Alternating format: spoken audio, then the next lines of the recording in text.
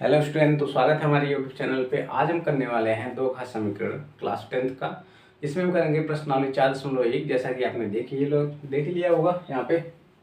तो आज हम करेंगे प्रश्नावली 4.1 का सारा क्वेश्चन, जिसमें हम पहला क्वेश्चन करने जा रहे हैं।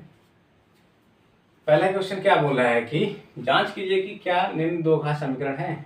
इसी तरह से आपके पास 4 क्वेश्चन आपकी बुक में दिए हुए हैं। पहला, दूसरा मैंने और दो लिखे नहीं है, आपको अभी यहाँ पे सॉल्व करा दूंगा, क्योंकि ये बोर्ड थोड़ा सा छोटा है, इसलिए मैंने इसको बाद में सोच लिया कराने के। तो पहले इसको सॉल्व करवा देता हूँ, इसके बाद जो इसको सॉल्व कराऊंगा, ठीक है। तो यहाँ पे पहला क्वेश्चन बोल रहा है कि जांच कीजिए कि क्या निम्न दो घात समीकरण है। निम्न क्या कि ये जो दिया हुआ है पहला, इसमें x+1 का whole square is equal to 2 into x-3, यानी x+1 का होल स्क्वायर बराबर 2 गुणे x-3। ये हमारा जो है दो घात समीकरण है या नहीं, इसकी आपको जांच करनी है। तो मैंने इसके पहले वाले वीडियो में आपको क्या बताया था कि अगर ax² plus bx plus c बराबर 0, इस तरह से कुछ ax² plus bx plus c बराबर 0, जहां a 0 के बराबर नहीं है और b और c कोई भी वास्तविक संख्या हो सकती है, या फिर इस तरह से लिख सकते हैं b और c कोई भी वास्तविक संख्या हो सकती है, ठीक है। तो इस तरह से यहाँ पे इस रूप का अगर हमें कोई भी व्यंजक दिख जाए या, तो हम क्या बोलेंगे कि हमारा ये जो है दो घात समीकरण, अगर इस रूप का ये बन जाता है, ये अगर इस रूप का बन जाता है, तो हम क्या बोलेंगे कि ये हमारा दो घात समीकरण है, ठीक है। चलिए फिर इसको आप चाहे तो नोट डाउन भी कर सकते हैं। वैसे ये चीजें तो आपको याद होनी चाहिए कि दो घात समीकरण का मानक रूप क्या होता है। तो अभी हम इसको सॉल्व करने वाले हैं। यहाँ पे देखिए x+1 का होल स्क्वायर दिया है, तो आपने a प्लस बी का होल स्क्वायर का फॉर्मूला तो पढ़ा ही होगा। क्या होता है यहाँ पे a प्लस बी का होल स्क्वायर जो होता है a² plus b² plus 2ab, यही ना होता है हमारा फार्मूला, यही फार्मूला होता है हमारा।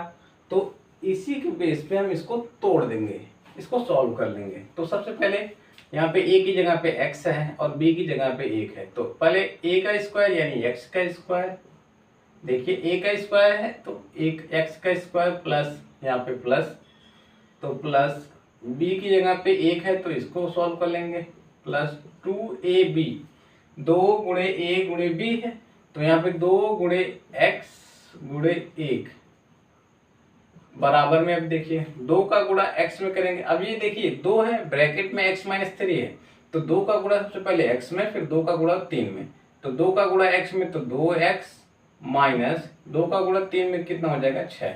ये चीजें आपको समझ में आई कैसे हुआ। तो गुणा करना तो आप जानते होंगे ब्रैकेट का कि 2 का गुणा सबसे पहले x में, फिर 2 का गुणा 3 में, तो 6। क्लियर है इतनी चीजें।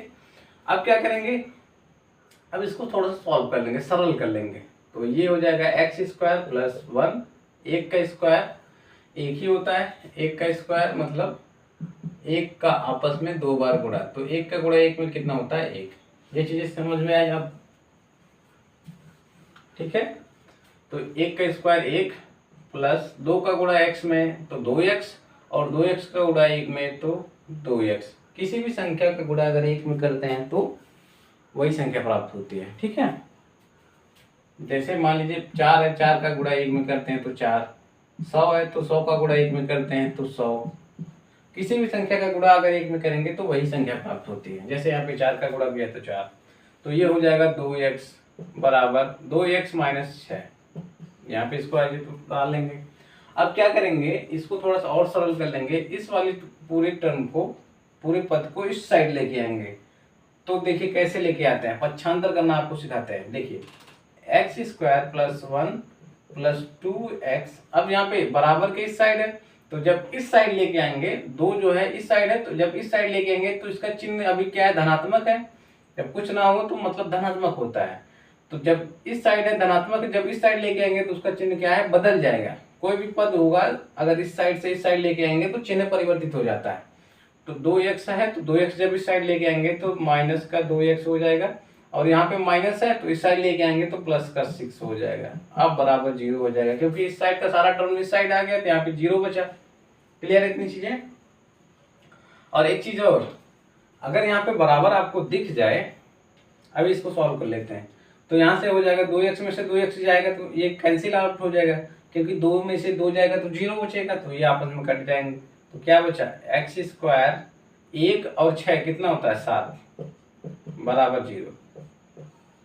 अब मैं आपको यहाँ पे जो बता रहा था कि अगर बराबर बीच में है, अगर इस साइड और इस साइड दोनों संख्याएं समान हो, जैसे यहाँ पे बराबर है, यहाँ पे 2x है, यहाँ पे भी 2x, तो इन दोनों को आप डायरेक्ट काट सकते हैं, आप डायरेक्ट काट सकते हैं यहाँ पे। ठीक है, अब यहाँ पे हमने इसको सॉल्व कर लिया तो हमारा क्या प्राप्त हुआ, x स्क्वायर प्लस 7। अच्छा ये क्या देखिए, इसके इसमें जो है चर की घात 2 है, चर की घात, चर मतलब x की घात 2 है, हाँ 2 है, x की घात 2 है, तो मतलब ये द्विघात समीकरण है।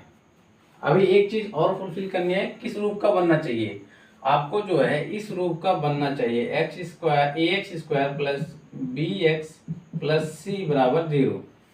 तो यहाँ पे इस रूप का तो मिल गया, ये भी मिल गया, लेकिन ये नहीं मिला हमको, ये नहीं मिला। तो इस रूप का बनाने के लिए हम कुछ इस तरह से इसको सॉल्व करेंगे कि x स्क्वायर प्लस, अब यहाँ पे x है तो x लिख देते हैं। अच्छा यहाँ पे अगर 0 का गुणा कर देते हैं इसमें तो कोई मतलब नहीं बनेगा और हमारा काम भी हो जाएगा, और प्लस यहाँ पे 7। अगर 0 का गुणा x में करें, 0 का गुणा किसी भी संख्या में करें तो 0 ही प्राप्त होता है, तो यहाँ पे 0 का गुणा कर देंगे x में तो 0, इसका मतलब खत्म हो जाएगा, तो बचेगा हमारा क्या, x स्क्वायर प्लस 7, यही बचा ना। तो यहाँ पे हम इसको लिख सकते हैं 0x प्लस 7। अब देखेंगे कि इस रूप का ये बन गया, इस रूप का ये बन गया, तो हम क्या बोलेंगे कि दिया गया व्यंजक हमारा एक द्विघात समीकरण है। हमें वही तो चेक करना था कि वो द्विघात समीकरण है या नहीं। तो क्या बोलेंगे हम कि दिया गया व्यंजक, अतः दिया गया व्यंजक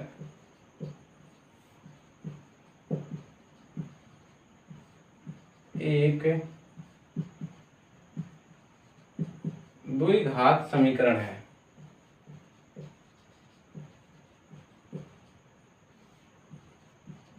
ठीक है, तो हमने पहला क्वेश्चन सॉल्व कर लिया। अब हम दूसरे की बारी करते हैं। अब उसको नोट डाउन कर लीजिए।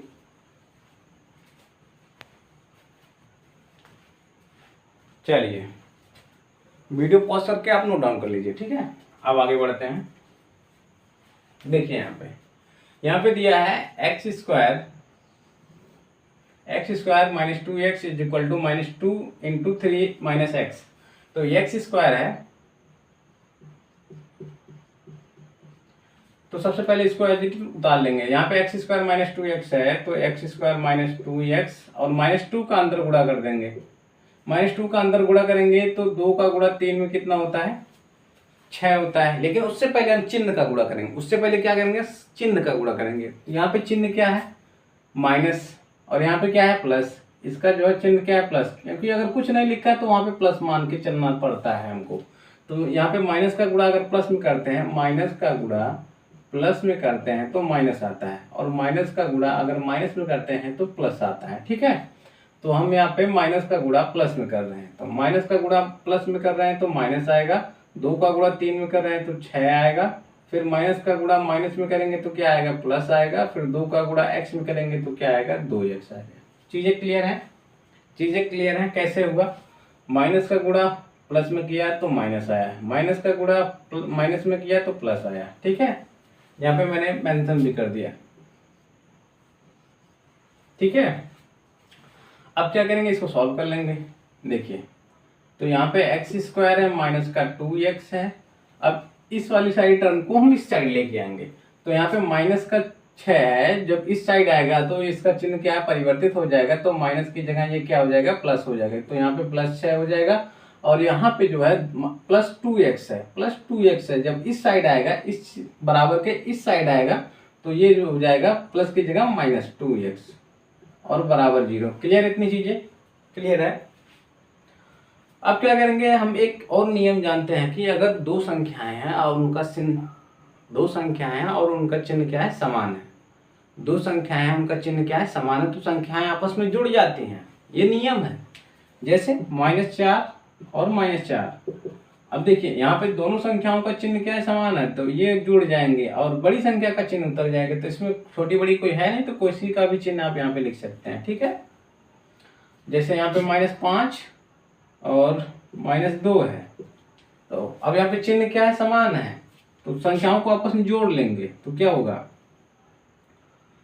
5 और 2 कितना होता है, 7, और बड़ी संख्या का चिन्ह क्या है, बड़ी संख्या का चिन्ह क्या है, माइनस, तो माइनस। क्लियर है इतनी चीजें, ऐसे करते हैं, ये नियम है। अगर हाँ, और एक नियम और है, अगर संख्याओं को जोड़ते समय, अगर एक चीज और, संख्याओं का चिन्ह अगर समान संख्याएं जुड़ जाती हैं, अगर संख्याओं का चिन्ह असमान है, संख्याओं का चिन्ह क्या है, असमान है, उस टाइम में हम क्या करते हैं, संख्याओं को घटा देते हैं, छोटी बड़ी में से छोटी घटा देते हैं। ठीक है,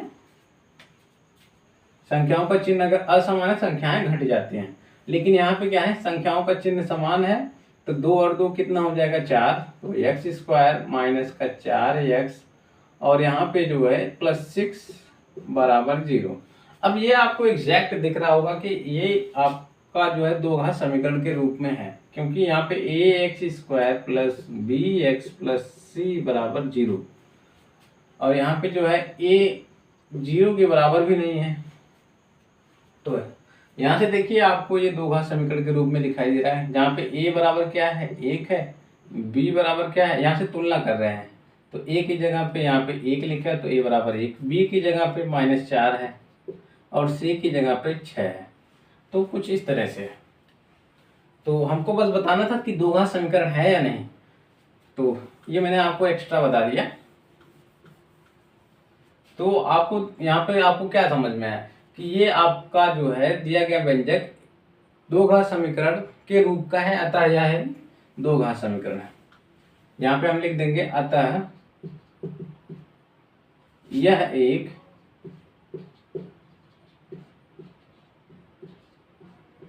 द्विघात समीकरण है।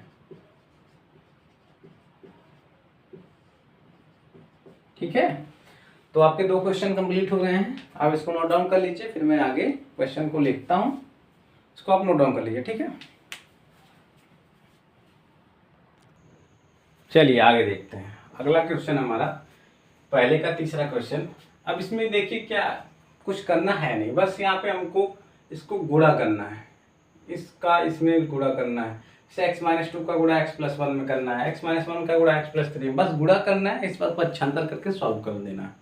तो मैं आपको बेसिकली, अगर आपको गुणा आता है करना तो आपके लिए बहुत आसान है, अगर नहीं आता तो मैं आपको यहाँ पे अच्छे से सिखा रहा हूँ गुणा कैसे करते हैं, उसको आप सीख लीजिए, बाकी सारी चीज़ें क्लियर हो जाएंगी। और यहाँ पे देखिए x-2 का गुणा x+1 में करना है, तो सबसे पहले क्या करेंगे, इसको उठाएंगे, इसको, और इसका गुणा सबसे पहले इसमें करेंगे, फिर इसका गुणा इसमें करेंगे।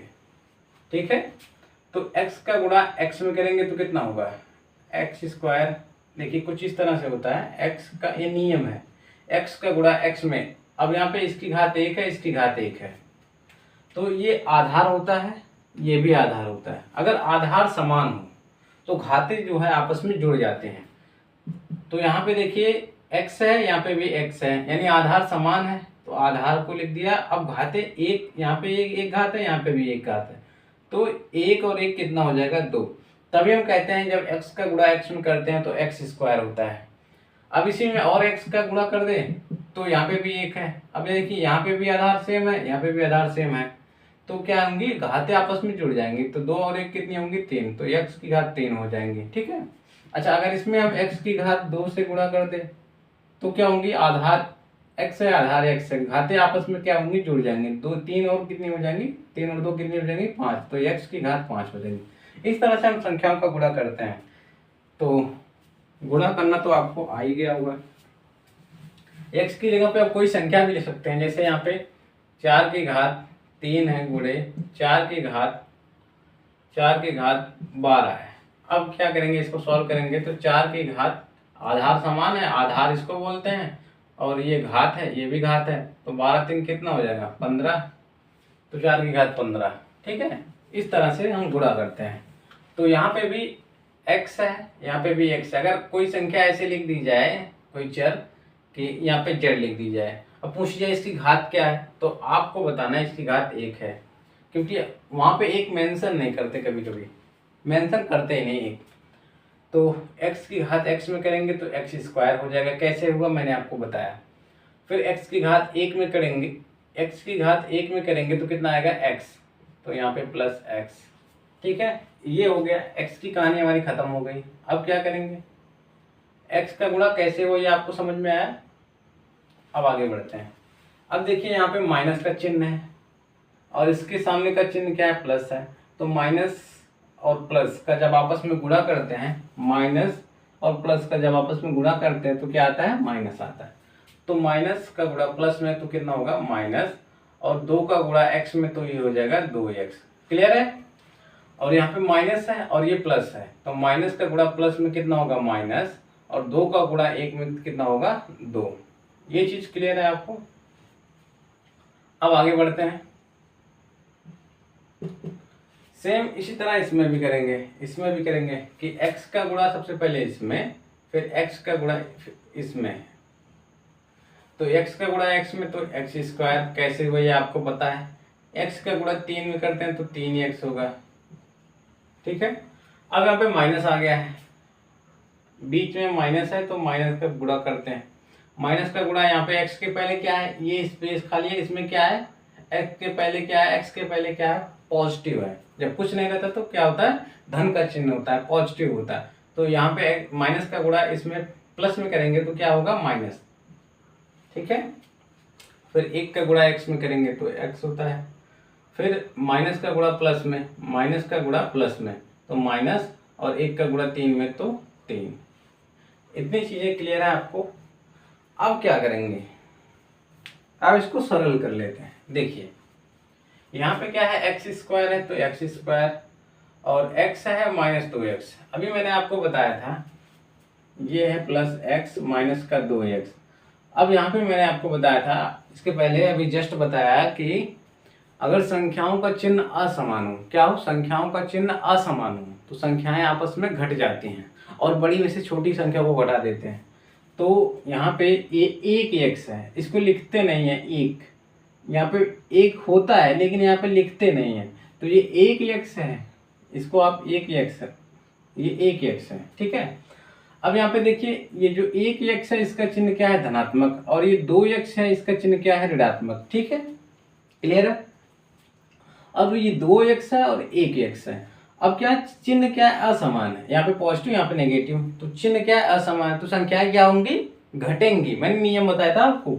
तो 2 में से 1 जाएगा तो कितना बचेगा, 1, और x है तो x, और बड़ी संख्या का चिन्ह हमेशा उतरता है। तो बड़ी संख्या इसमें 1 है कि 2 है, 2 है, तो 2 का चिन्ह क्या है, माइनस, तो यहाँ पे माइनस। ठीक है। ये चीजें आपको बेसिक चीजें हैं, ये एकदम डिटेल में आपको क्वेश्चन सॉल्व करा रहा हूँ।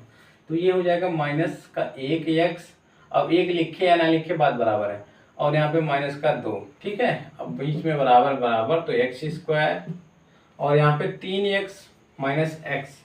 अब एक x है, ठीक है, x है, एक x है तो 3। अब देखिए यहाँ पे भी ये प्लस है, ये माइनस है, चिन्ह क्या है। अब इसको मैं यहाँ पे लिखूं उठा के, एक तो मैंने आपको बता दिया, उससे आप क्लियर हो गया होगा ना। तो यहाँ से ये आप इन सबको भूल जाइए, अब बस इतना सॉल्व करना है हमको। तो यहाँ पे 3x है, 3x में से 1x घटा देंगे तो कितना x बचेगा, 2x बचेगा।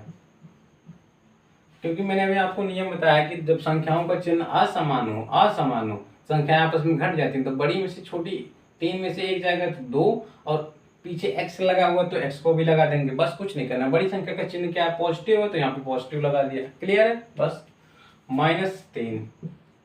और एक नियम मैंने आपको और बताया था कि अगर बराबर के इस साइड और बराबर के इस साइड संख्याएं समान हो तो संख्याएं कट जाती हैं, हट जाती हैं। क्लियर है।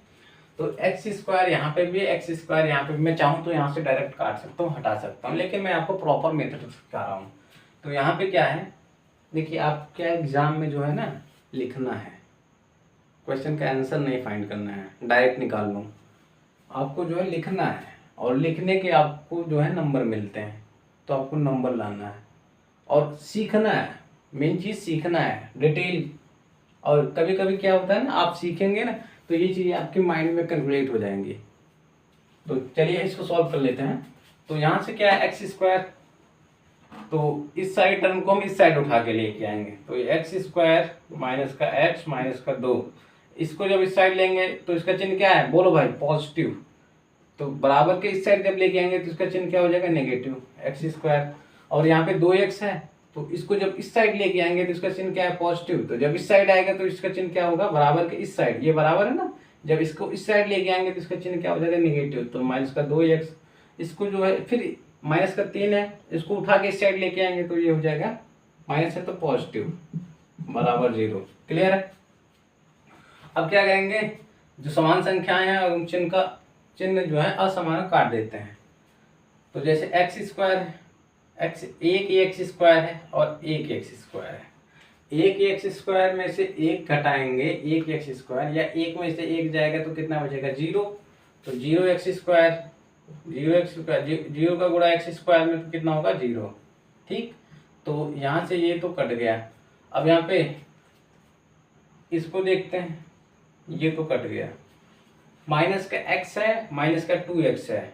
अभी मैंने आपको बताया जब संख्याओं का चिन्ह समान हो तो संख्याएं आपस में जुड़ जाते हैं। तो माइनस का 1x है, माइनस का 2x है, तो माइनस का 3x हो जाएगा।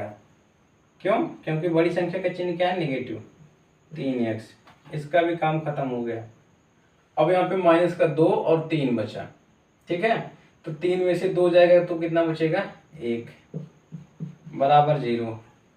अब यहाँ पे आपको कहीं भी चर की घात 2 दिखाई दे रही है, जो हमें प्राप्त हुआ उसमें कहीं आपको चर की घात 2 दिखाई दे रही है। चर मतलब x, x की घात कहीं भी आपको 2 दिखाई दे रही है। अगर आपको कहीं ऐसे x लिखकर हुआ दिखाई दे तो उसका मतलब उसकी घात 1 है। ठीक है, तो यहाँ पे आपको कहीं भी चर की घात 2 दिखाई नहीं दे रही, आता है या एक दो घात समीकरण नहीं है। अतः यह एक द्विघात समीकरण नहीं है। ठीक, तो ये हो गया हमारा आंसर। क्लियर है भाई, आगे बढ़ते हैं। इसको आप नोट डाउन कर लीजिए। क्वेश्चन नंबर 4 की तरफ हम लोग बढ़ते हैं। अब इसमें भी जो है हमको गुणाई करना है। देखिए बेसिकली कुछ करना है नहीं, बस इसमें गुणाई करना है। तो दो घात समीकरण है या नहीं इसको बताना है। चलिए इसको सॉल्व कर लेते हैं। देखिए अभी मैंने आपको बताया x है, तो सबसे पहले x का गुणा 2x में, फिर x का गुणा 1 में। तो x का गुणा x में करेंगे तो x स्क्वायर, गुणा में 2 है तो 2x स्क्वायर। ठीक है, तो 2x स्क्वायर, फिर x का गुणा 1 में तो x। ठीक, माइनस है। अब यहाँ पे 2x में गुणा, इसका चिन्ह जो है सबसे पहले हम चिन्ह का गुणा करते हैं। अगर कहीं आपको माइनस दिख जाए तो सबसे पहले चिन्ह देखिए क्या है। तो माइनस है, 2x का चिन्ह क्या है, पॉजिटिव। तो माइनस का गुणा प्लस में तो कितना होता है, माइनस। और 3 का गुणा 2x में, 3 दूना 6x। ठीक है, फिर माइनस का गुणा प्लस में तो माइनस, 3 का गुणा 1 में तो 3। गुणा करना तो आपको आ ही गया होगा, कैसे करते हैं। फिर आगे बढ़ते हैं। सबसे पहले हमने क्या किया, इसका गुणा इसमें किया, फिर इसका गुणा इसमें किया, फिर -3 का गुणा 2x में कर दिया यहाँ पे, फिर -3 का गुणा 1 में कर दिया। ये हो गया। अब इसकी बारी है, इसका गुणा करते हैं। तो x का गुणा पहले x में, तो x गुणा x क्या होता है, x स्क्वायर होता है। फिर x का गुणा 5 में कर दिया तो 5x हो गया। कुछ करना है नहीं, बस इसको जो है उठा के इस साइड लेके आते हैं। तो यहाँ पे जो है 2x स्क्वायर प्लस x, अच्छा इसको सॉल्व कर लेते हैं। यहाँ पे भी x है, यहाँ पे भी x का है, तो यहाँ पे एक x है, यहाँ पे एक x है। तो यहाँ पे देखिए, अब इतना मैं अगर बंद कर लूँ, बस इतना आपको सॉल्व करना है, इतना। तो यहाँ पे एक x है, यहाँ पे -6x है। चिन्ह क्या है, असमान संख्याएं आपस में घट जाएंगी। 6 में से 1 जाएगा तो कितना आएगा, 5 x। और बड़ी संख्या का चिन्ह क्या है, इन दोनों में बड़ी संख्या का चिन्ह क्या है, ऋणात्मक। तो यहाँ पे माइनस आ जाएगा। और यहाँ पे -3 है, अब इसको जो है इस साइड लेके आते हैं, इस सारे टर्म को हम यहाँ पे इस साइड लेके आएंगे, बराबर यहाँ पे लगा ना, तो इसको उठा के इस साइड लेके आएंगे। तो एक्स स्क्वायर है, जब इसको इस साइड लेके आएंगे तो माइनस का एक्स स्क्वायर, जब इसको इस साइड लेके आएंगे तो माइनस का 5x बराबर 0। क्लियर है। अब देखिए यहाँ पे 2x स्क्वायर है, यहाँ पे 1x स्क्वायर है, तो 2x स्क्वायर में से 1x स्क्वायर जाएगा तो कितना बचेगा 1x स्क्वायर, और यहाँ पे जो है -5x है, यहाँ पे भी -5x है, तो माइनस का 10x हो जाएगा। ठीक है, और यहाँ पे बचा -3 बराबर।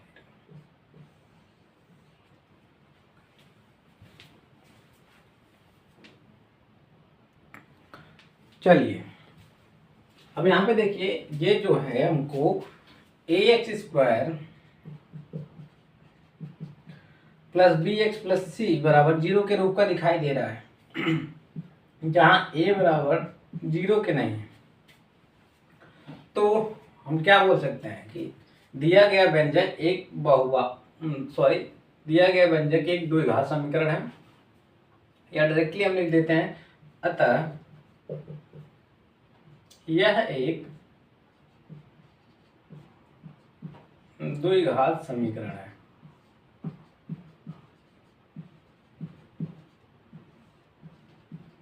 ठीक है, तो ये आपको समझ में आया, इसको आप नोट डाउन कर लीजिए। चीजें आपको समझ में आ रही है, कैसे हो रहा है, कैसे गुणा कर रहे हैं, कैसे जोड़ रहे हैं, कैसे घटा रहे हैं, ये चीजें आपको समझ में आ रही है। क्योंकि भाई मेरा मकसद है आपको समझ में आना चाहिए। अगर आपको समझ में आ रहा है तो फिर ठीक है, फिर ठीक है। ठीक है, इसको आप नोट डाउन कर लीजिए, फिर आगे बढ़ते हैं। चलिए आगे बढ़ते हैं। तो 4 क्वेश्चन हमने कंप्लीट कर लिए। अब हमारी बारी आती है 5वें क्वेश्चन की। तो यहाँ पे 5वां क्वेश्चन क्या बोल रहा है, 2x - 1 into x minus 3 is equal to x plus 5 into x minus. अगर आपको ध्यान से देखें यहाँ पे, तो हमको कुछ नहीं करना, बस यहाँ पे गुणा करना है, गुणा करना है। गुणा मैंने आपको सिखा दिया है, तो उड़ा देते हैं, इसको उड़ा देते हैं। देखिए 2x का गुणा x में, तो आप इस तरह से करेंगे, थोड़ा सा आपको अभी क्या है, आपको थोड़ा सा टफ लगेगा। तो आप क्या करेंगे, मैंने आपको क्या सिखाया, x का गुणा x में तो x स्क्वायर, x का गुणा x में तो x स्क्वायर।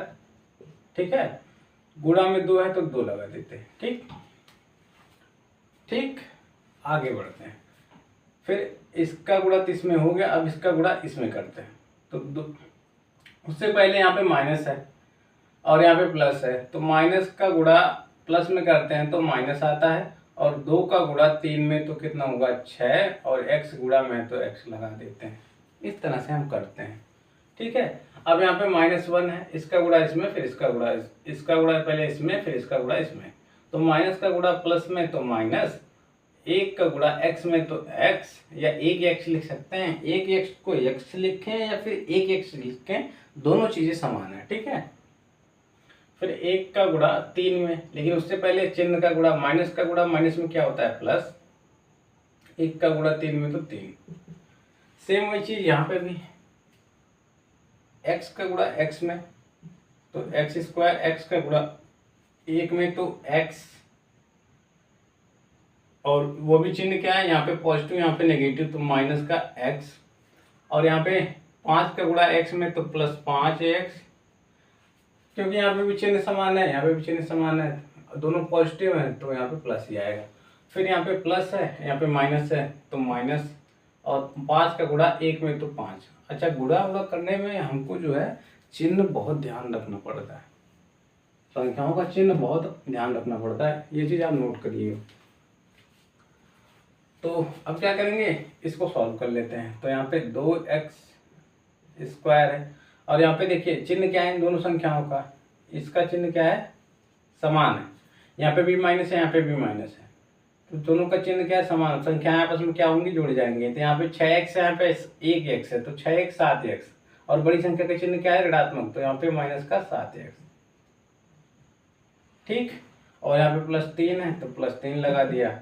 सेम उसी तरह यहाँ पे भी x स्क्वायर है, और यहाँ पे देखिए x है, यहाँ पे भी x है, 1x है, 5x है, संख्याओं का चिन्ह असमान है, संख्याएं होंगी क्या, घट जाएंगी। तो 5 में से 1 जाएगा तो 4, और बड़ी संख्या का चिन्ह क्या है प्लस, तो यहाँ पे प्लस 4x और माइनस का 5। अब पक्षांतर कर लेते हैं, इस साइड टर्म को इस साइड लेके आते हैं, तो यहाँ पे 2x² माइनस का 7x प्लस 3, एक्स स्क्वायर को जब इस साइड लेके आएंगे, यहाँ से इस साइड लेके आएंगे तो इसका चिन्ह क्या होगा ऋणात्मक, तो माइनस का x², इसको जब लेके आएंगे तो इसका चिन्ह क्या होगा ऋणात्मक, माइनस का 4x, इसको जब इस साइड लेके आएंगे तो ये हो जाएगा प्लस का 5 बराबर 0। अब 2x² में से 1x² चला जाएगा तो कितना बचेगा 1, 2 में से 1 जाएगा तो 1 ही बचेगा ना। यहाँ पे देखिए, यहाँ पे 2 है, यहाँ पे 1 है, तो 2 में से 1 जाएगा तो कितना बचेगा 1x², और यहाँ पे क्या है 7x, माइनस का 7 माइनस का 4x, तो संख्याओं का चिन्ह यहाँ पे भी माइनस है, यहाँ पे भी चिन्ह क्या है समान है, तो माइनस माइनस क्या है समान है, तो संख्याएं को क्या होंगी आपस में जुड़ जाएंगी, तो 7 और 4 कितना होगा 11, बड़ी संख्या का चिन्ह क्या है माइनस, तो 11x हो जाएगा, और 3 है और 5 कितना 8 हो जाएगा बराबर 0। इसको इस तरह से लिख सकते हैं, चाहे आप 1x² माइनस 11x प्लस 8 लिखें या फिर x² माइनस 11x प्लस 8 लिखें, दोनों चीज़ें सेम ही है। तो यहाँ से हमें क्या दिख रहा है कि ये जो है प्राप्त समीकरण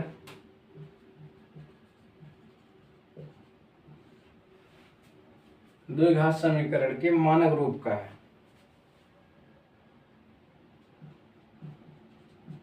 द्विघात समीकरण के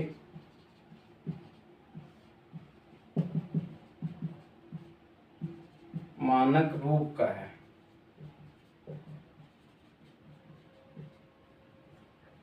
अतः यह एक द्विघात समीकरण है। ठीक है, ये चीजें आपको लिखनी पड़ती हैं, इसको आपको लिखना पड़ता है, क्योंकि आप जो है अभी इसको लिखेंगे, आपको डायरेक्ट आंसर नहीं फाइंड करना रहता है, तो आपको ये चीजें लिखनी पड़ती हैं। ठीक है, तो इसको आप नोट डाउन कर लीजिए, फिर इसको सॉल्व करते हैं। नोट डाउन कर लीजिए।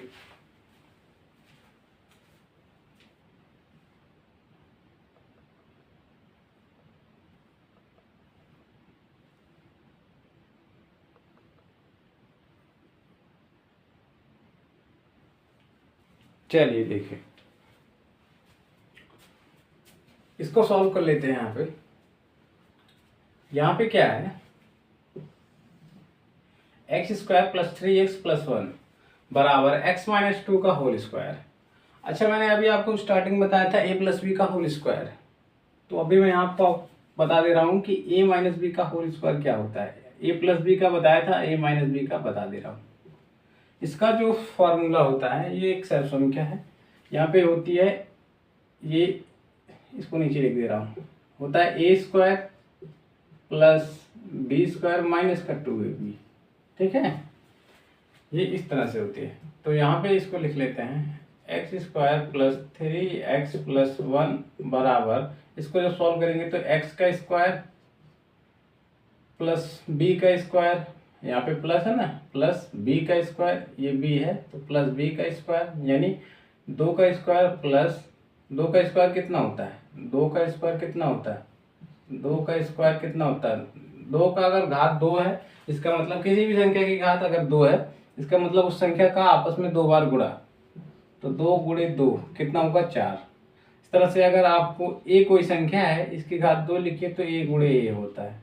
अगर इसी की जगह कोई संख्या होती तो उसका आपस में गुणा करते, लेकिन a क्या है, कोई संख्या तो है नहीं।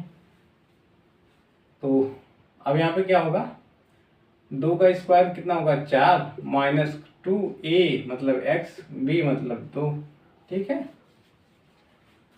अब इसको सॉल्व कर लेते हैं। तो x² प्लस का 3x प्लस 1 बराबर x² प्लस 4 और 2 दूना 4, 4 में x का गुणा तो 4x, यहाँ पे माइनस का 4x। ठीक है, क्लियर है। अब मैंने आपको बताया था कि बराबर के दोनों साइड अगर कोई संख्या समान हो तो काट देते हैं। तो यहाँ पे एक्स स्क्वायर है, यहाँ पे भी एक्स स्क्वायर, दोनों संख्या जो है समान है। एक एक्स स्क्वायर यहाँ पे भी, एक एक्स स्क्वायर यहाँ पे भी है, तो ये दोनों आपस में हट जाएंगे। तो बचा क्या हमारे पास, 3x+1 बराबर 4 - 4x। ठीक है, अब इस सारी टर्म को हम इस साइड लेके आएंगे, इसके इस साइड लेके आएंगे। तो इसको उठा के इस साइड लेके आते तो क्या होगा, 3x+1, इसको जब इस साइड लेके, इसका चिन्ह क्या है, धनात्मक, इसका चिन्ह क्या है, धनात्मक। जब उठा के इस साइड लेके आएंगे, इसका चिन्ह क्या होगा, ऋणात्मक हो गया है। ठीक है, और जब -4x को इस साइड लेके आएंगे तो इसका चिन्ह क्या होगा, धनात्मक, बराबर 0।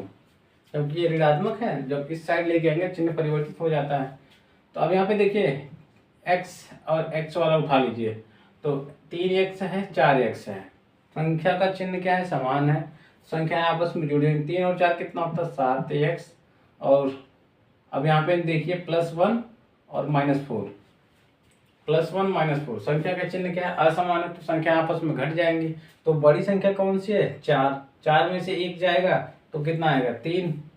ठीक है, लेकिन बड़ी संख्या का चिन्ह हमेशा लिखते हैं, तो बड़ी संख्या का चिन्ह 4, बड़ी संख्या क्या है, 4, 4 का चिन्ह क्या है, माइनस, तो यहाँ पे माइनस बराबर 0।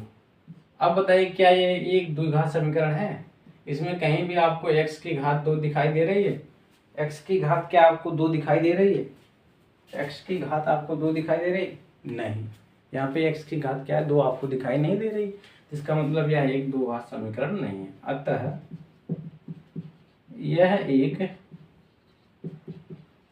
द्विघात समीकरण नहीं है। क्यों नहीं है, क्योंकि ये ax² + bx + c के रूप का नहीं है। इसको आप अपनी तरफ से लिख सकते हैं। ठीक है, ये जो है इस रूप का नहीं है, अतः यह एक द्विघात समीकरण नहीं है। ठीक, क्लियर है इस चीजें। तो कैसे कर रहे हैं ये आपको समझ में आ रहा है। ठीक है, ये द्विघात समीकरण कब होगा, कब होगा, जब इसका जो मानक रूप है ax² + bx + c बराबर 0, इस रूप का होगा, तब ये द्विघात समीकरण होगा। ठीक है, लेकिन यहाँ पे ये नहीं बन रहा है, ax² + bx + c। अब यहाँ पे x की घात 2 है, यहाँ पे x की घात आपको 2 दिखाई नहीं दे रही, आपको बस ये वाला पार्ट दिख रहा होगा। अब ये द्विघात समीकरण तो है नहीं, हमारा द्विघात समीकरण तब होगा जब ax² + bx + c बराबर 0 के रूप का, बराबर 0 के रूप का। ठीक है, इसको आप नोट डाउन कर लीजिए, फिर आगे बढ़ते हैं। चलिए आगे बढ़ते हैं। अगला क्वेश्चन है हमारे पास कि x + 2 का होल क्यूब = 2x × x² - 1, इसको सॉल्व करना है। तो चलिए सॉल्व कर ले। तो यहाँ पे क्या है, देखिए एक फार्मूला आपको यहाँ पे पता होगा, एक फार्मूला होता है a + b का होल क्यूब। तो यहाँ पे हो जाएगा a³ + b³ + 3ab × a + b, ये एक फार्मूला होता है। तो इसी के बेस पे इसको खोल देंगे। तो सबसे पहले मैं इसको सॉल्व करके आपको यहाँ पे सिखा दे रहा हूँ कि कैसे सॉल्व करते हैं। तो x + 2 का फिर वही जो वैल्यू आएगी उठा के यहाँ पे रख देंगे। तो इसको जो है सॉल्व कर लेते हैं यहाँ पे। तो x + 2 का होल क्यूब, ठीक है। तो यहाँ पे देखिए a + b का होल क्यूब था, तो सबसे पहले क्या हुआ था, a का क्यूब + b का क्यूब। तो सबसे पहले क्यूब कर लेते हैं। तो a का क्यूब मतलब x का क्यूब + 2 का क्यूब + 3 × a × b × a मतलब x, b मतलब 2, a मतलब x, b मतलब 2 इंटू में a + b मतलब x + 2। कैसे हुआ ये चीजें आपको समझ में आई, कैसे हुआ, जैसे जैसे यहाँ पे रखा था वैसे वैसे मैंने यहाँ पे रख दिया। ठीक है, अब क्या करेंगे, x का क्यूब तो x का क्यूब ही रहेगा, इसका क्या कर पाएंगे। 2 का क्यूब है तो इसको सॉल्व कर सकते हैं। 2 का क्यूब है तो 2 का क्यूब मतलब यहाँ पे 2 की घात 2 थी, इसका मतलब क्या था, 2 का आपस में 2 बार गुणा। 2 का घात 3 है, इसका मतलब क्या है, 2 का आपस में 3 बार गुणा। ठीक है। तो 2 दूना 4 दूना 8 हो जाएगा। तो 2 का क्यूब मतलब कितना होता है 8, प्लस 3 का गुणा 2 में कितना होगा 6, गुणे में x है तो 6x और ब्रैकेट में x प्लस 2। क्लियर है इतनी चीजें? क्लियर है भाई? क्लियर है? क्लियर है। आगे बढ़ते हैं। तो ये हो जाएगा एक्स क्यूब प्लस 8। अब यहाँ पे 6x का गुणा अंदर कर लेते हैं। तो 6x का गुणा x में तो x का गुणा x में तो x स्क्वायर गुणा में 6 है तो 6x स्क्वायर। ठीक। अब यहाँ पे 6x का गुणा 2 में तो 6 का गुणा 2 में तो कितना होगा 12, गुणा में x है तो x। तो हमने इसको सॉल्व किया x प्लस 2 का होल क्यूब। इसको जब सॉल्व किया तो हमें क्या प्राप्त हुआ? ये प्राप्त हुआ। हमें क्या प्राप्त हुआ? ये प्राप्त हुआ। तो इसका मतलब क्या है? इसकी जगह पे हम इसको रख सकते हैं। ठीक है, इसकी जगह पे हम इसको रख सकते हैं। तो मतलब इसकी जगह पे हम इसको रख सकते हैं। तो यहाँ पे इसको रख दीजिए, क्या होगा x का क्यूब प्लस, मैं घात के क्रम में लिख रहा हूँ, x की घात 3 है तो फिर x की घात 2 लिख देते हैं, plus 6x square, 6x square. उसके बाद x की घात 1 देखिए यहाँ पे 12x और यहाँ पे प्लस 8 है। मैंने कुछ नहीं किया, बस आगे पीछे कर दिया, घात के घटते क्रम में लिख दिया। ठीक है, अब इसको सॉल्व कर लेते हैं। इसको तो यहीं पे उड़ा देंगे। 2x का गुणा x स्क्वायर में, 2x का गुणा x स्क्वायर में, तो x का गुणा x स्क्वायर में तो x की घात 3। मैंने आपको बताया था कि x का गुणा x स्क्वायर में करेंगे, यानी आधार समान है तो घातें आपस में जुड़ जाएंगी। 1 और 2 कितना होगा 3, तो x का क्यूब हो गया ना। तो x का क्यूब गुणा में 2 है तो 2x का क्यूब, माइनस है तो माइनस 2x का गुणा 1 में तो 2x। मैंने आपको ये भी बताया था, इसी वीडियो में बताया, स्टार्टिंग में बताया कि 1 में अगर किसी भी संख्या का गुणा करते हैं तो वही संख्या प्राप्त होती है। मैंने आपको बताया था। फिर अब क्या करेंगे? अब इसको भाई पक्षांतर कर लेते हैं, इसको उठा के इस साइड रख लेते हैं। तो चलिए कर लेते हैं। तो यहाँ पे हो जाएगा एक्स स्क्वायर, सॉरी एक्स का cube plus 6x square plus 12x plus 8। इसको जब उठा के इस साइड रखेंगे 2x क्यूब, तो इसको जब उठा के इस साइड रखेंगे तो माइनस का 2x का क्यूब, इसको उठा के इस साइड रखेंगे तो प्लस का 2x बराबर 0। ठीक, क्लियर है? अब क्या करेंगे, यहाँ पे क्यूब था तो 1x क्यूब यहाँ पे है, 2x क्यूब यहाँ पे है।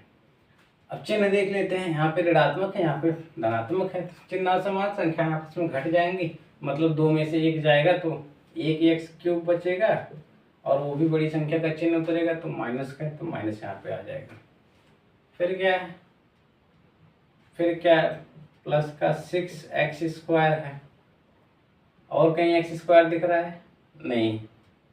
अब x वाले पे चलते हैं। 12x यहाँ पे है, 2x यहाँ पे, तो 12 और 2 कितना 14x और यहाँ पे क्या है 8 बराबर 0।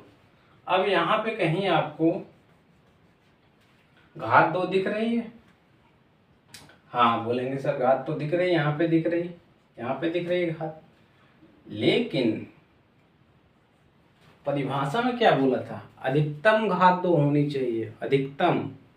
ज्यादा से ज्यादा 2 होनी चाहिए, ज्यादा से ज्यादा 2 होनी चाहिए, ज्यादा से ज्यादा 2 होनी चाहिए, ज्यादा से ज्यादा 3 नहीं होनी चाहिए, ज्यादा से ज्यादा 2। तो ज्यादा से ज्यादा 2 होनी चाहिए, लेकिन यहाँ पे आ गया 3। तो यहाँ पे मैं क्या लिखूं? यहाँ पे लिख दूं कि प्राप्त समीकरण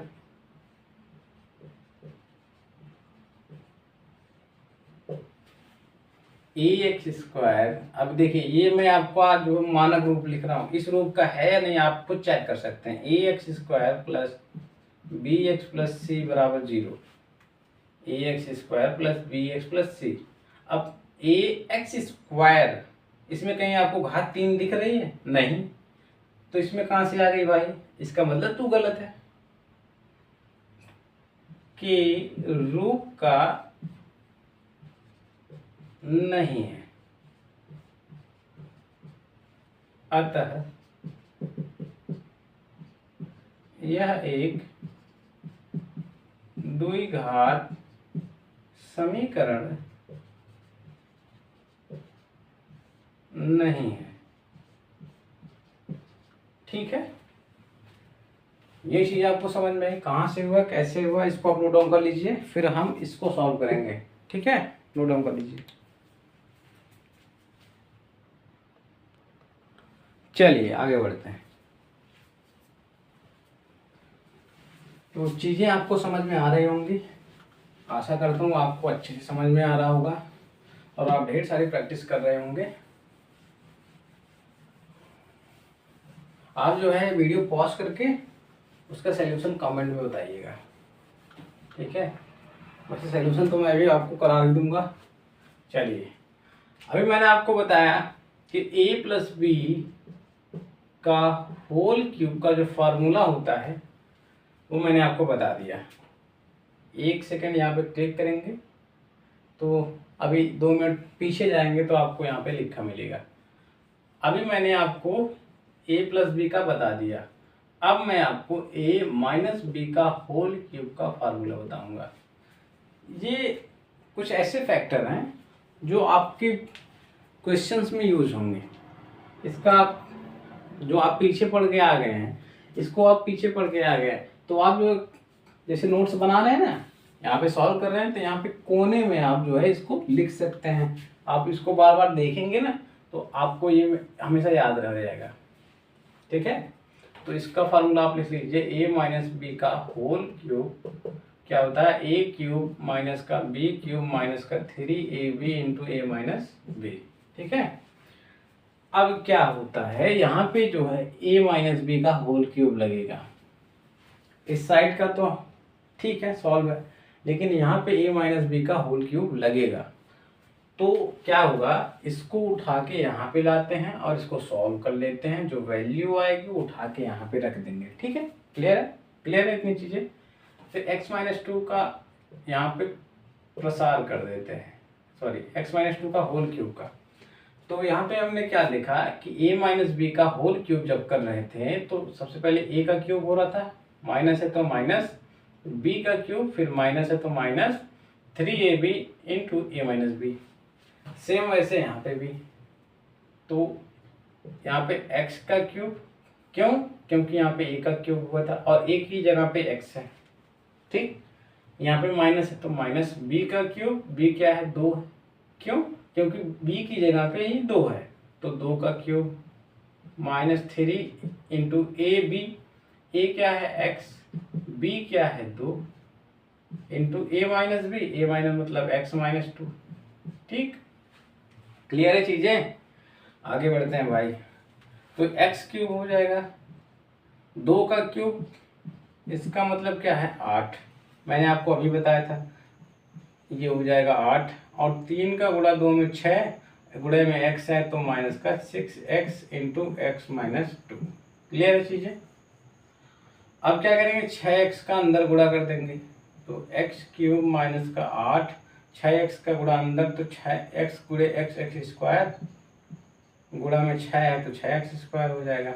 अब ये माइनस है, ये भी माइनस है तो ये प्लस हो जाएगा भाई, और यहाँ पे 6 है, यहाँ पे 2 है तो 6 दूना 12, गुणा में x चिपका हुआ है तो यहाँ पे 12x हो जाएगा। ठीक है, और x माइनस 2 का होल क्यूब की ये वैल्यू है, तो जहां जहां x माइनस 2 का होल क्यूब लिखा है वहां पे हम इसको लिख सकते हैं कि नहीं लिख सकते हैं, आप ये बताइए। x माइनस 2 का होल क्यूब जहां लिखा है वहां पे x cube minus 8 minus 6x square plus 12x, इसको लिख सकते हैं, बिल्कुल लिख सकते हैं। तो उठा के इस वैल्यू को हम यहाँ पे लिख देते हैं बराबर के इस साइड, इसके नीचे। तो ये है x क्यूब, इसको घात के घटते क्रम में लिखेंगे। सबसे पहले x की घात 3 है तो x की घात 3 है। अब x की घात 2 वाला देख पाए यहाँ पे है तो माइनस का 6x स्क्वायर है।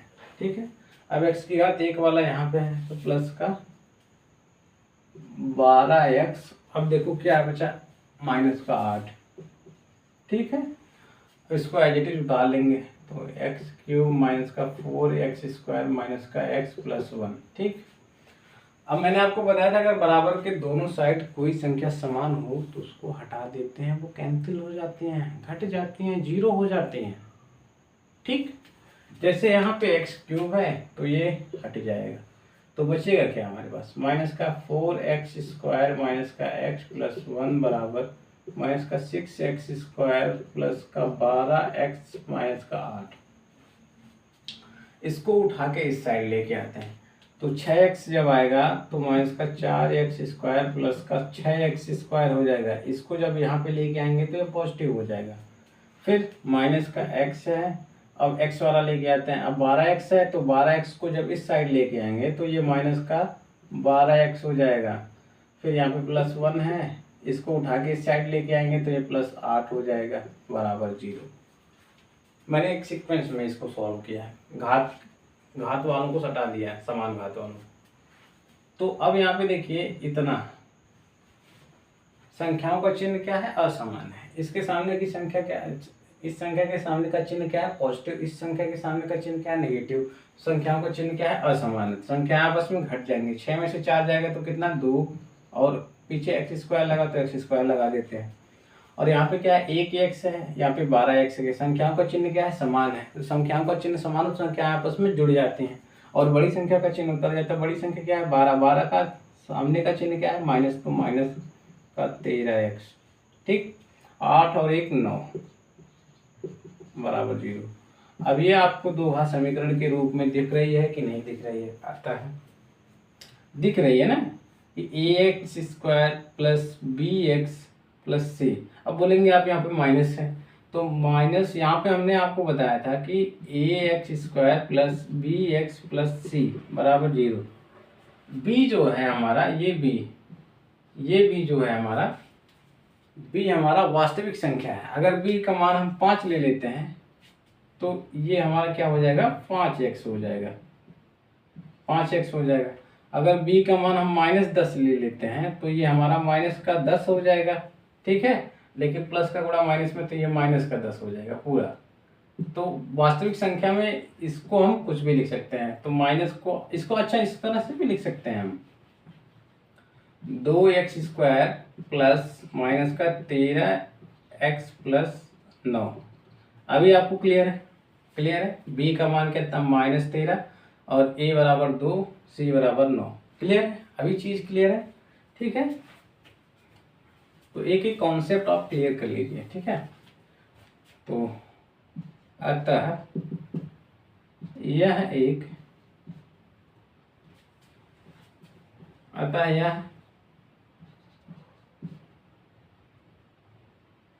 ax² plus bx plus c बराबर 0 के रूप का है।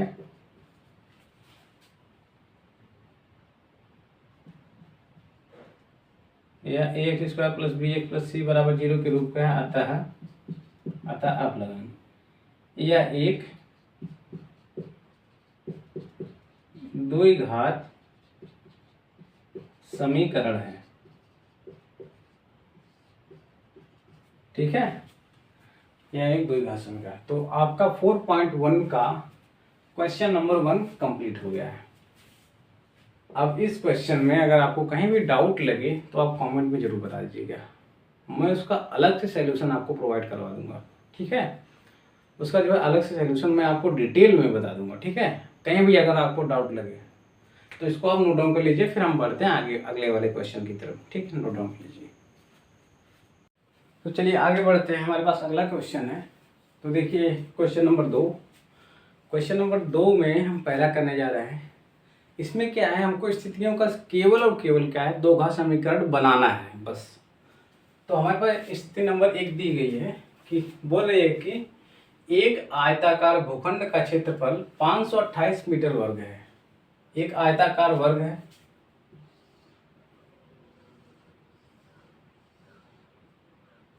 एक आयताकार भूखंड का क्षेत्रफल है ये। इसका जो क्षेत्रफल है 528 मीटर वर्ग है, 528 28 मीटर वर्ग है। ठीक है, अब इसमें बोल रहा है कि जो लंबाई है चौड़ाई के 2 गुने से 1 अधिक है।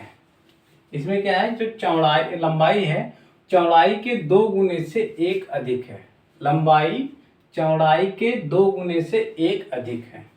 तो मैं चौड़ाई को जो है x मान ले रहा हूं, इसको मान लिया x है। ठीक है, तो लंबाई क्या हो जाएगी, चौड़ाई के 2 गुने से 1 अधिक है। इसमें एक और जोड़ देंगे, इसको मान लेते हैं a b c d। ये हमारी क्या है, चौड़ाई है, इसको मान लिया x। तो लंबाई क्या हो जाएगी, चौड़ाई के 2 गुने से 1 अधिक है। ठीक है, तो यही चीज हमको यहाँ पे लिखनी है शब्दों में। क्वेश्चन हमारा सॉल्व हो गया है। ठीक है, तो देखिए इसका सॉल्यूशन हल। माना आयताकार भूखंड का जो चौड़ाई है वो x है। आयताकार भूखंड की चौड़ाई x मीटर है। ठीक है, माना आयताकार भूखंड की चौड़ाई x मीटर है, तो लंबाई क्या हो जाएगी,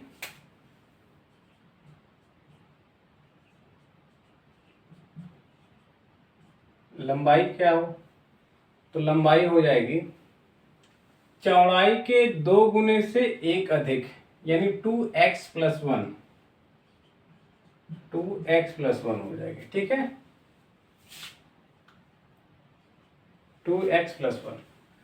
अब यहाँ पे हमको क्या दे रखा है, भूखंड, आयताकार भूखंड का क्षेत्रफल दे रखा है। तो आयत का क्षेत्रफल क्या होता है, उसका जो सूत्र होता है क्या होता है, आयत का क्षेत्रफल बराबर क्या होता है, लंबाई गुणे चौड़ाई। हम यहाँ पे जानते हैं आयत का क्षेत्रफल, आयत का क्षेत्रफल क्या होता है, लंबाई गुणे चौड़ाई।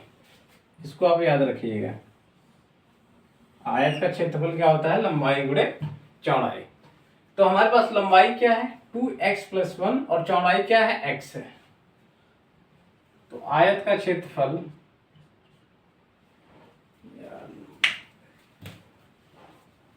आयत का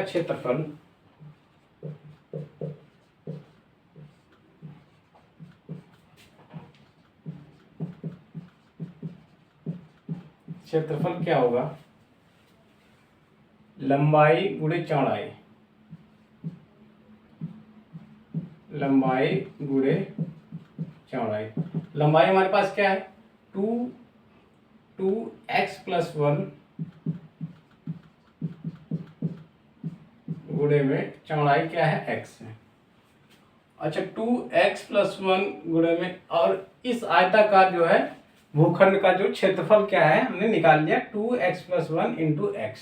और हमारे पास दे क्या रखा है क्वेश्चन में, ये तो हमने निकाली है, और दे क्या रखा है, दे रखा है कि इसका जो क्षेत्रफल है वो 528 मीटर वर्ग है।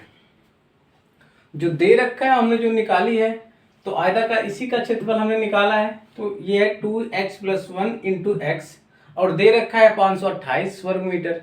इसका मतलब क्या है, दोनों क्षेत्रफल क्या है, बराबर है। उसको बराबर कर देते हैं, 528। ठीक है, अब क्या करेंगे, इसको सॉल्व कर लेते हैं।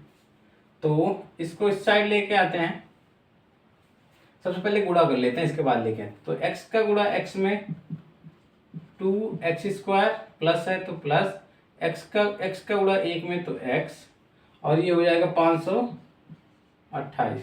ठीक है, तो अब इसको जो है उठा के इस साइड लेके जाते हैं, तो यहाँ पे कुछ नहीं बचेगा, 0 बचेगा। जब इसको उठा के इस साइड लेके जाएंगे तो ये हो जाएगा 2x² प्लस x माइनस 528।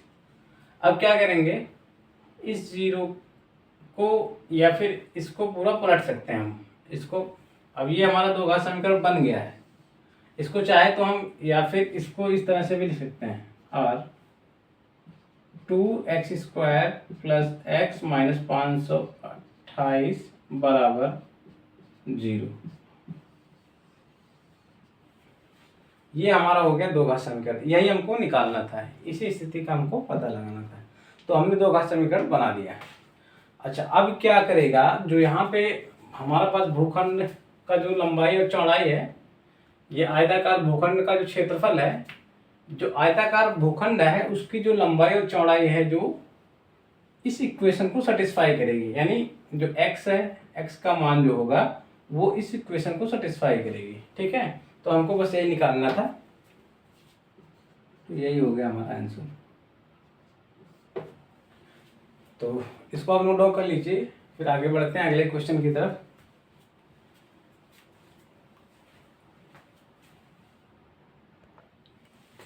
चलिए आगे बढ़ते हैं।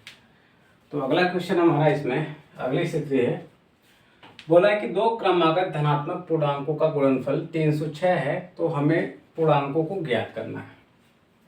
दो क्रमागत धनात्मक पूर्णांकों का गुणनफल 306 है, तो हमें पूर्णांकों को ज्ञात करना है। तो दो क्रमागत संख्याएं क्या होती हैं पहले ये समझिए। जैसे एक संख्या यहाँ पे लिख दी जाए, जैसे मान लीजिए 5 के बाद कौन सी संख्या होगी, 6, तो ये हो गई दो क्रमागत संख्याएं। अगर यहाँ पे 11 लिख दी जाए तो इसकी क्रमागत, इसके क्रम से आने वाली संख्या वो हो जाएगी 12। अगर यहाँ पे 13 लिख दी जाए तो यहाँ पे इसकी क्रमागत संख्या हो जाएगी 14। ठीक है, तो आप यहाँ पे देख रहे हैं जैसे एक संख्या लिख दिया तो इसकी क्रमागत संख्या क्या हो जाएगी, इसमें एक जोड़ दिया जा रहा है +1। इसकी क्रमागत संख्या, इसमें भी एक जोड़ दिया जा रहा है। इसकी क्रमागत संख्या क्या होगी, इसमें भी +1 जोड़ दिया जा रहा है। तो क्रमागत संख्याएं प्राप्त हो जा रही हैं। तो इसी तरह से अगर हम मान लेते हैं हमारे पास कोई क्रमागत संख्या x है, कोई संख्या x है, मान लेते हैं हमारे पास कोई संख्या x है, तो इसकी क्रमागत संख्या क्या हो जाएगी, इसमें +1 जोड़ देंगे तो क्या हो जाएगी, x + 1 हो जाएगी। ठीक है, समझ में आई बात। क्रमागत संख्या क्या होती है, जैसे 5 लिख दी जाए तो इसमें एक जोड़ दिया तो 6 हो गए, तो ये दोनों क्या हो गई, क्रमागत संख्याएं, क्रम से आने वाली संख्याएं, 5, 6, 7, 8, 9, 10, 11। तो इसी तरह दो क्रमागत संख्याएं हमारे पास दी है, दो क्रमागत संख्याएं, वो भी धनात्मक पूर्णांकों का गुणनफल 306 है। तो इसमें अगर एक और जोड़ दें तो x + 2, तो ये सभी क्या है, क्रमागत संख्याएं प्राप्त होती रहेंगी। ठीक है, तो हमारे पास केवल दो क्रमागत संख्याएं पूछा है, तो मान लेते हैं हमारे पास एक क्रम, पहली संख्या जो है x है, तो इसकी क्रमागत संख्या है x + 1, आगे वाली संख्या एक जोड़ के प्राप्त हो जाती है। ठीक है, तो क्रमागत संख्याएं क्या होती हैं आपको समझ में आ गई कि उसमें एक जोड़ दिया जाए तो उसके आगे वाली संख्या जो है प्राप्त हो जाती है। चलिए देखिए यहाँ पे हल, माना पहली संख्या x है,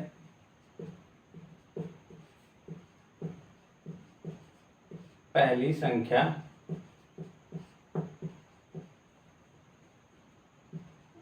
x है, तो क्रमागत संख्या,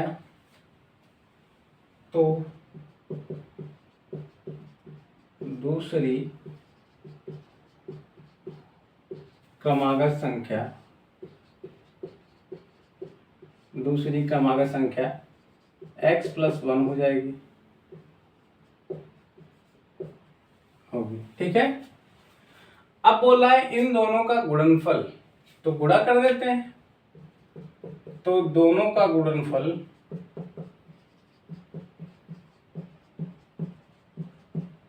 गुणा कर देते हैं तो x × x +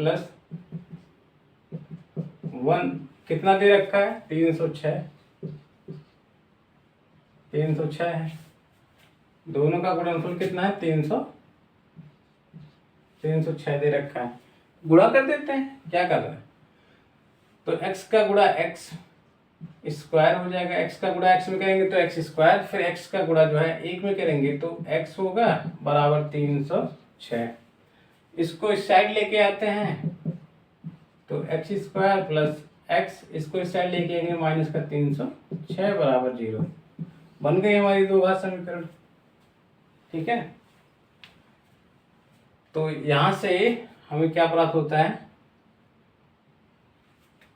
तो जो हमारे जो यहाँ से जो हमारे जो पूर्णांक होंगे, जो हमें पूर्णांक ज्ञात करने हैं, वो इस इक्वेशन को सेटिस्फाई करेंगे। तो बस हमको इतना लिखना है कि हमें जो पूर्णांक प्राप्त होंगे, अतः प्राप्त पूर्णांक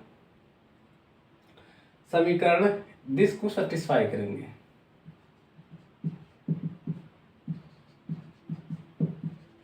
अतः पूर्णांक समीकरण x square plus x minus 306 बराबर 0 को संतुष्ट करेंगे। ठीक है, ये हो गया हमारा फाइनल आंसर। तो इसको आप नोट डाउन कर लीजिए, फिर आगे बढ़ते हैं। ये आपको समझ में आया ना कैसे हुआ? क्रमागत संख्या, मान ली पहली संख्या x है तो दूसरी क्रमागत संख्या, इसमें एक जोड़ देते हैं तो x + 1 हो जाएगी। फिर दोनों का गुणनफल 306, तो दोनों का गुणा कर दिया, 306 गुणा करके सॉल्व कर दिया, आ गया। बस कुछ नहीं था, हो गया। तो आप नोट डाउन कर लीजिए इसको। चलिए आगे बढ़ते हैं। देखिए हमारे पास तीसरा क्वेश्चन है, तीसरी स्थिति है, जो दूसरे क्वेश्चन का तीसरी स्थिति। इसमें क्या बोल रहा है कि रोहन की माँ उससे 26 वर्ष बड़ी है। किससे? रोहन की माँ उससे 26 वर्ष, किससे?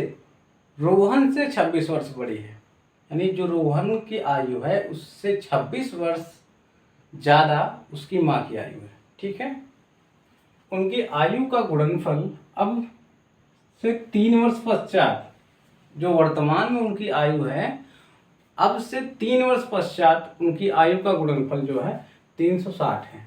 360 है, 360 है, हो जाएगी 360 हो जाएगी 3 वर्ष पश्चात। हमें रोहन की वर्तमान आयु ज्ञात करनी है। इसका जो हमें दो घात समीकरण बनाना है। एक ऐसी स्थिति है, इसका जो हमें दो घात समीकरण बनाना है। ठीक है, तो मान लेते हैं अगर हम रोहन की आयु मानेंगे तभी तो उसकी माँ की आयु निकलेगी। जैसे अगर रोहन की आयु 5 वर्ष है, इसमें 26 जोड़ देंगे तभी तो उसकी माँ की आयु आएगी। तो रोहन की आयु सबसे पहले हम मान लेते हैं, रोहन की आयु x है, तो उसकी माँ की आयु कितनी हो जाएगी? 26, x + 26 हो जाएगी। क्यों? क्योंकि बोल रहा है कि 26 वर्ष बड़ी है उसकी माँ। ठीक है, तो इसी चीज को यहाँ पे लिखना है।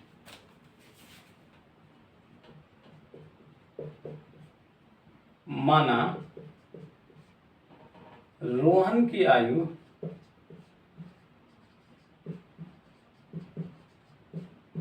x है, तो उसकी माँ की आयु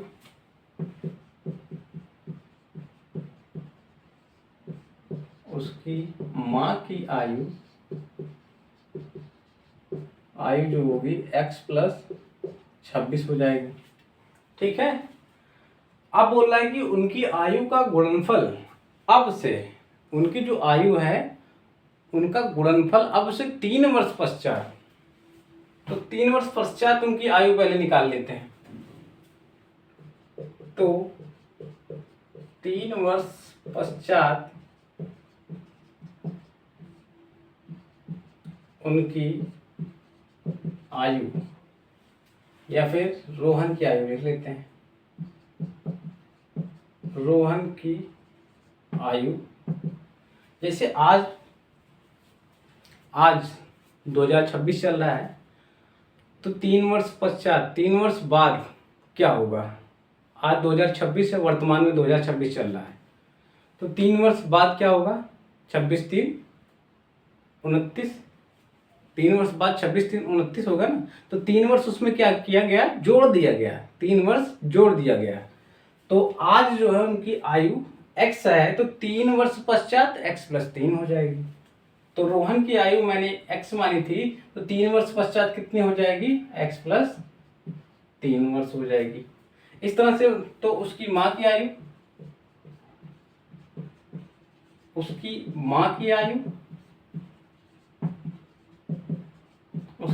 आयु, अब देखिए उसकी माँ की आयु जो वर्तमान में है x+26 है, तो 3 वर्ष पश्चात क्या हो जाएगी, x+26 है वर्तमान में, 3 वर्ष पश्चात इसमें पूछा है, तो 3 वर्ष पश्चात कितनी हो जाएगी, x+26 + 3 हो जाएगी। ठीक है, इसको सॉल्व कर लेते हैं। तो ये क्या हो जाएगी, x+29। ठीक है, तो ये उसकी माँ की आयु हो गई और ये रोहन की आयु हो गई 3 वर्ष पश्चात। फिर बोला है कि उनका जो गुणनफल है 360 है, 3 वर्ष पश्चात गुणनफल कितना है, 360 है। तो उनका गुणनफल, गुणा कर देते हैं दोनों की आयु का, तो x+3 इंटू में x+29 बराबर 360। बस इसी को सॉल्व करना, हमारा दो घात समीकरण आ गया।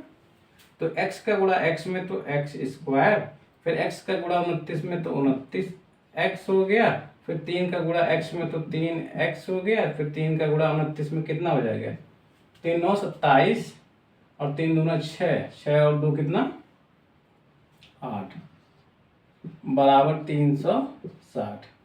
अब क्या करेंगे, 360 को इस साइड लेके आते हैं और इन सबको जोड़ लेते हैं। यहाँ पे भी x है, यहाँ पे भी x है, तो इसको जोड़ लेते हैं। x² + 9 3 12 यानी 32x हो जाएगा। और जब इसको इस साइड लेके आएंगे तो माइनस का 360 बराबर 0 हो जाएगा। ठीक है, 300। अब देखिए ये भी 87 है, ये भी एक संख्या है, ये भी संख्या है, तो आपस में जुड़ या घट जाएंगे, तो जुड़ेंगे या घटेंगे आप बताइए, क्योंकि मैंने इसी वीडियो में आपको बताया था कि अगर संख्याओं का चिन्ह असमान हो तो संख्याएं क्या होती हैं, आपस में घट जाती हैं। तो 360 में से 87 जाएगा तो कितना बचेगा, 360 में से 87 जाएगा तो 3, तो 7 273, 273 बराबर 0। अब देखिए इन दोनों में बड़ी संख्या का चिन्ह क्या है, बड़ी संख्या का चिन्ह, सबसे पहले बड़ी संख्या क्या है, 360, 360 के सामने की चिन्ह क्या है, माइनस, तो माइनस। अब इसको एज इट इज उतार लेंगे, 32x + x², ना हो गया, हो गया भाई। तो ये हो गया हमारा दो घात समीकरण, यही हमको निकालना था, इसी स्थिति का हमें दो घात समीकरण निकालना था। ठीक है, सॉल्व हो गया। तो ये आपको समझ में आया कैसे हुआ, एक बार मैं फिर से आपको बता दे रहा हूँ कि रोहन की माँ उससे 26 वर्ष बड़ी है। अगर रोहन की आयु पता चल जाए तो उसकी माँ की आयु पता चल जाएगी ना। ठीक है, कि मान लिया, माना रोहन की आयु x है, तभी तो उसकी माँ की आयु पता चलेगी। तो माना रोहन की आयु x है, तो उससे 26 वर्ष उसकी माँ की आयु बड़ी है, तो 26 वर्ष माँ उससे बड़ी है, तो उसमें 26 जोड़ दिया तो x+26 उसकी माँ की आयु हो गई। बोला है कि 3 वर्ष पश्चात, 3 वर्ष पश्चात, आज जैसे 2026 चल रहा है, अभी 3 वर्ष पश्चात मतलब 3 साल बाद, 3 साल बाद क्या होगा, 26 3 29, 29 में मतलब 3 साल और उसमें जुड़ गया, 26 3 मतलब जुड़ गया, तो उसमें हमने 3 जोड़ दिया। ठीक है, तो x+3 हो गया। और उसकी माँ की आयु यहाँ पे हमने मानी थी x+26 है, तो उसमें भी 3 जोड़ दिया तो x+29 हो गया। फिर बोला था कि 3 वर्ष पश्चात जब उनका गुणनफल जो होगा वो 360 है, तो गुणनफल हमने कर दिया 360, बाकी सॉल्व कर लिया। सॉल्व करना तो आपको आता ही है, सॉल्व कर लिया तो हमें दो का समीकरण मिल गया। ठीक है, तो यहाँ पे आप लिख लेना कि जो रोहन की आयु होगी, वर्तमान आयु होगी, वो इस समीकरण को संतुष्ट करेगी। यहाँ पे मैं लिख दे रहा हूँ, रोहन की आयु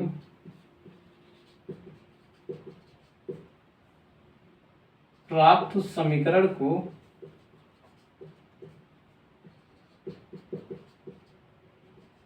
संतुष्ट करेगी।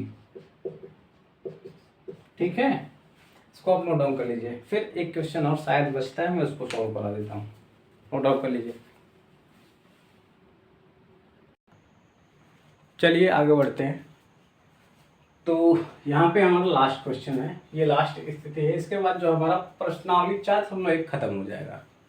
ये हमारा लास्ट क्वेश्चन है, इसके बाद प्रश्नावली 4.1 यूपी बोर्ड क्लास 10th का द्विघात समीकरण का प्रश्नावली 4.1 खत्म हो जाएगा। ठीक है, तो यहाँ पे इस क्वेश्चन को बड़े ध्यान से करते हैं कि एक रेलगाड़ी 480 किलोमीटर की दूरी समान चाल से तय करती है। यहाँ तक पहले क्वेश्चन देखते हैं कि एक रेलगाड़ी 480 किलोमीटर की दूरी समान चाल से तय करती है। कोई रेलगाड़ी है, एक समान चाल से 480 किलोमीटर की दूरी चल रही है। ठीक है, यहाँ पे 480 किलोमीटर की दूरी, यहाँ पे मैं मेंशन कर दे रहा हूँ 480 किलोमीटर की दूरी। यदि इसकी चाल 8 किलोमीटर प्रति घंटा कम हो तो, मतलब अब जो चाल थी उसमें अगर 8 किलोमीटर प्रति घंटा कम कर दी जाए, जो चाल पहले थी जिससे वो चल रही थी यहाँ तक पहले जो चल रही थी 480 किलोमीटर की दूरी, तो उस चाल में अब जो है 8 किलोमीटर प्रति घंटा की स्पीड कम कर दी गई है। उसके बाद उसी दूरी को, मतलब इसी दूरी को तय करने में उसे 3 घंटे अधिक समय लेता। मतलब इसी दूरी को तय करने में, जैसे अगर यहाँ पे बात की जाए 50 की स्पीड में जब ये चल रही थी इसी दूरी को, तो एक टाइम था t, इस समय में कंप्लीट कर रही थी। ठीक है, लेकिन अगर 8 किलोमीटर इसमें से कम कर दिया जाए तो कह रहे हैं कि 3 घंटा अधिक समय लेती है, 3 घंटा अधिक समय लेती है। तो उस स्थिति में जो समीकरण बनेगा द्विघात समीकरण, उसको निकालना है। ठीक है, ये मैंने आपको रफ अंडरस्टैंडिंग डेवलप की है बस। अभी अब क्वेश्चन को सॉल्व करते हैं। देखिए, हमें क्या है, रेलगाड़ी की चाल ज्ञात करनी है। तो सबसे पहले मान लेते हैं, माना रेलगाड़ी की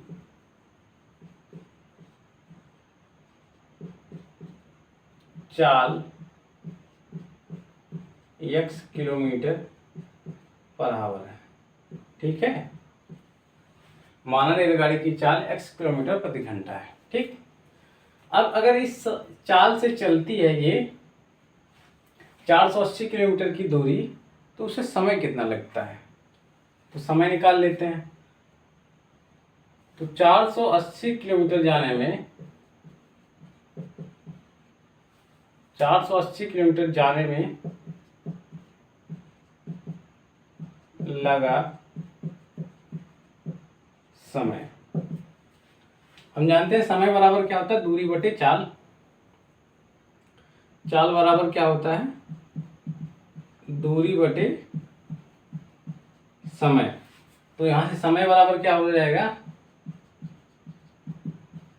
दूरी बटे चाल।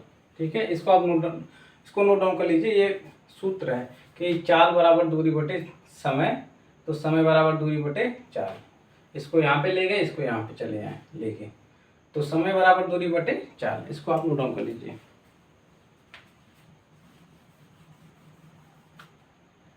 लगा समय बराबर कुल दूरी बटे चाल। तो कुल दूरी हमारे पास कितनी है, 480 किलोमीटर। ठीक है, और चाल कितना है, x किलोमीटर प्रति घंटा। ठीक है, किलोमीटर से किलोमीटर कट गया, तो ये हो गया हमारा समय। तो समय हमारा जो यहाँ पे निकला, समय 480 बटे x। ठीक है, 1 घंटा ऊपर चला जाएगा तो यहाँ पे घंटा आ जाएगा। ठीक है, ये समय घंटे में है। तो हमारा यहाँ तक एक समान चाल से जब ट्रेन चल रही थी, उस दूरी को तय करने में लगा समय 480 बटे x है। ठीक है, इतनी चीज़ें आपको समझ में आई कि जब एक रेलगाड़ी 480 किलोमीटर की दूरी समान चाल से तय करती है, तो यहाँ पे हमने चाल को x मान लिया। तो इस समान चाल से इतनी दूरी तय करने में, 480 किलोमीटर दूरी तय करने में लगा समय हमने निकाल लिया, तो इतना आ गया। अब आगे बढ़ते हैं कि यदि इसकी चाल जो है 8 किलोमीटर प्रति घंटा कम होती, तो अभी तक चाल कितनी थी, हमने क्या मानी थी, x। अब क्या बोल रहा है कि चाल इसकी जो है 8 किलोमीटर प्रति घंटा कम होती है। यदि चाल अब एक इसको इसका एक पार्ट हो गया, एक प्रकार से मान लीजिए यहाँ से सॉल्व करते हैं इसको। यदि चाल 8 किलोमीटर प्रति घंटा कम होती तो चाल क्या होती? तो चाल क्या होती? पहले एक समान जब चाल थी तो हमने क्या मानी थी? x मानी थी। अभी क्या है? 8 किलोमीटर प्रति घंटा कम हो गई है, तो इसमें से 8 किलोमीटर प्रति घंटा कम कर देते हैं, x माइनस 8 किलोमीटर प्रति घंटा। ठीक है, ये कब हुई चाल? जब चाल जो है 8 किलोमीटर प्रति घंटा कम होती, तो उसी दूरी को, मतलब यही दूरी तय करने में उसे 3 घंटा अधिक समय लगता है। 3 घंटा अधिक समय लगता है। अगर चाल कम कर दी जाए तो यही जो दूरी थी अभी तक इतने समय में निकाल रही थी, तो बोल रहे हैं कि अभी इतनी, मतलब इतना कम कर दिया जाए, 8 किलोमीटर प्रति घंटा चाल कम कर दिया जाए तो 3 घंटा अधिक समय लेती है। तो इस स्थिति में हम समय निकाल लेते हैं कि समय क्या होगा? समय, दूरी तो हमारे पास सेम ही बोल रहा है कि उसी दूरी को, उसी मतलब 480 किलोमीटर दूरी को जब पहले निकाल, मतलब 480 किलोमीटर की दूरी जब थी, जब पहले चल रहे थे तो समय इतना लग रहा था। अभी जब चल रहे हैं 8 किलोमीटर प्रति घंटा कम स्पीड से चल रहे हैं, तो समय बोल रहा है कि 3 घंटे अधिक समय लेती है। तो समय निकाल लेते हैं। इस स्थिति में जब चाल जो है 8 किलोमीटर प्रति घंटा कम है, तो दूरी तो सेम है, समय बराबर दूरी बटे चाल। दूरी क्या है? 480, चाल हमारी क्या है? इतनी हो गई, कम हो गई, x माइनस 8। ये हमारा समय आ गया। इस स्थिति में समय, मतलब अब देखिए यहाँ पे पहले क्या थी? एक समान चाल से जब रेलगाड़ी चल रही थी, एक समान चाल से जब रेलगाड़ी चल रही थी, 480 किलोमीटर जा रही थी, उस स्थिति में हमारा समय था 480 बटे x। अब क्या हुआ कि यहाँ पे 8 किलोमीटर रेलगाड़ी की चाल कम हो गई, तो उस स्थिति में जो हुआ समय हमारा इतना हो गया। बोला कि यहाँ पे 3 घंटे अधिक समय लगता है, यहाँ पे 3 घंटे अधिक समय लगता है, यहाँ पे 3 घंटे इसके मुकाबले कम लगता है। ठीक है, क्योंकि भाई अगर यहाँ पे चल रहे थे तो यहाँ पे क्या है? चाल कम हो गई तो समय ज़्यादा लगेगा ही, तो यहाँ पे 3 घंटे अधिक समय लगता है और ये समय जो है 3 घंटे इससे कम है, तो दोनों को बराबर कर लेते हैं, दोनों समय को बराबर कर लेते हैं।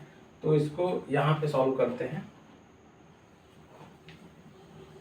देखिए, ये था हमारा कब? जब एक समान चाल से चल रही थी रेलगाड़ी, तब समय था हमारा 480 बटे x।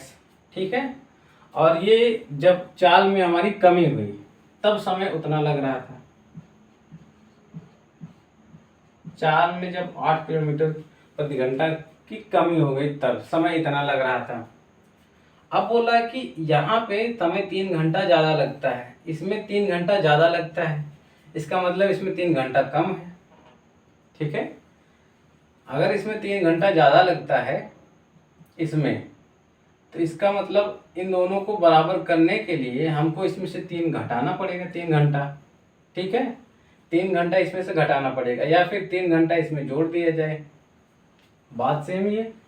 अगर समय पहले के मुकाबले इसमें 3 घंटा ज़्यादा लग रहा है, तो 3 घंटा इसमें से घटा दें अगर, तो दोनों चीज़ें बराबर हो जाएंगी ना।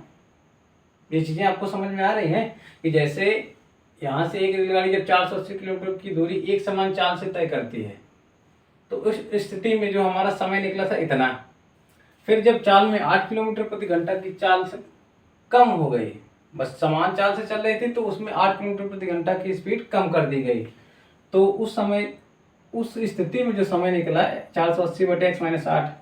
अब बोल रहा है कि ये 3 घंटा अधिक समय लेता है, तो 3 घंटा अधिक समय लेता है, तो दोनों को यहाँ पे रख दिया, बीच में बराबर लगा दिया। अब बताइए, इन दोनों को बराबर करने के लिए इसमें से 3 घंटा घटा दें तो बराबर हो जाए, क्योंकि ये 3 घंटा ज़्यादा ले रहा था, यहाँ पे लिखा है 3 घंटा अधिक समय लेती है, तो अगर 3 घंटा इसमें से घटा दे दोनों स्थितियाँ बराबर हो जाएंगी।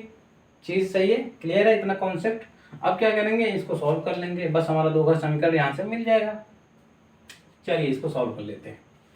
तो यहाँ से हो जाएगा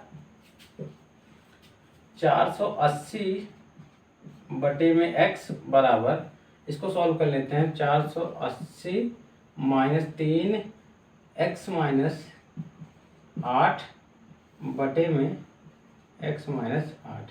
क्लियर है इतना, इतनी चीज़ें क्लियर है। अब क्या करेंगे, यहाँ पे देखिए, इसको उठा के यहाँ पे लेके चलते हैं, पहले इसको सॉल्व कर लेते हैं। अब देखिए इसका गुणा तिर्यक गुणा कर लेते हैं, इसका गुणा इसमें, इसका गुणा इसमें, ठीक है, या फिर अभी रहने देते हैं, अभी इसको सॉल्व कर लेते हैं।